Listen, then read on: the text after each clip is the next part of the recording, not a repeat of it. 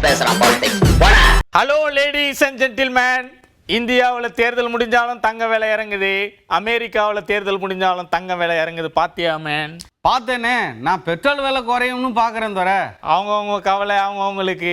Petrol விலைக்கு கச்சா எண்ணெய் தான் மூலப்பொருள். இந்த கச்சா எண்ணெய் நம்ம நாட்டுல கிடையாது மேன். தெரியுமே, கப்பல் கப்பலா வரும்னு கேள்விப்பட்டிருக்கேன் தர. Yes, Russia, Iraq, Saudi Arabia, ஐக்கிய அரபு நாடுகள், அது மட்டும் இல்லாம அமெரிக்கா, இந்த மாதிரியான நாடுகள்ல இருந்து தான் இந்தியாவுக்கு கச்சா எண்ணெய் வருது. அதுலயும் 40% ரஷ்யாவில இருந்து தான் இறக்குமதி ஆகுது மேன். சரி, பெட்ரோல் விலை பத்தி டேட்டா சொல்லுங்க தர. கச்சா எண்ணெய் ரேட் ஏத்தம் இறக்கும் பார்த்து தான் பெட்ரோல் டீசல் விலை ஏறும் இறங்கும்.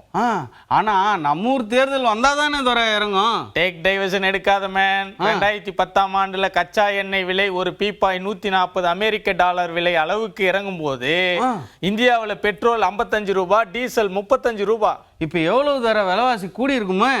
இப்போ கச்சா எண்ணெய் விலை கொஞ்சம் குறைஞ்சிருக்கு. பீப்பாய் விலை சுமார் $70 $80 அளவுக்கு தான் இருக்குது மேன். அப்போ பெட்ரோல் விலை ஆச்சரியமா பார்க்காத மேன். இப்போ பெட்ரோல் 100 ரூபாயை தாண்டிடுச்சு, டீசல் 90 ரூபாயை தாண்டிடுச்சு. ஏறின விலை இறங்க மறுத்து அடம்பிடிக்குது மேன். என்ன தர, கச்சா எண்ணெய்க்கும் பெட்ரோல் விலைக்கும் சம்மந்தம் இல்லையா? இப்ப உன்னோட ரூட்லயே வரேன். ஒரு காலத்துல கச்சா எண்ணெய்க்கும் பெட்ரோல் டீசல் கேஸ் விலைக்கும் சம்பந்தம் இருந்துச்சு.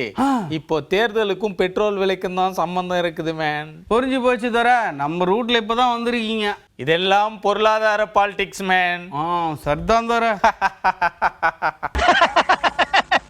அரசியல்ல இதெல்லாம் சாதாரணமாப்பா.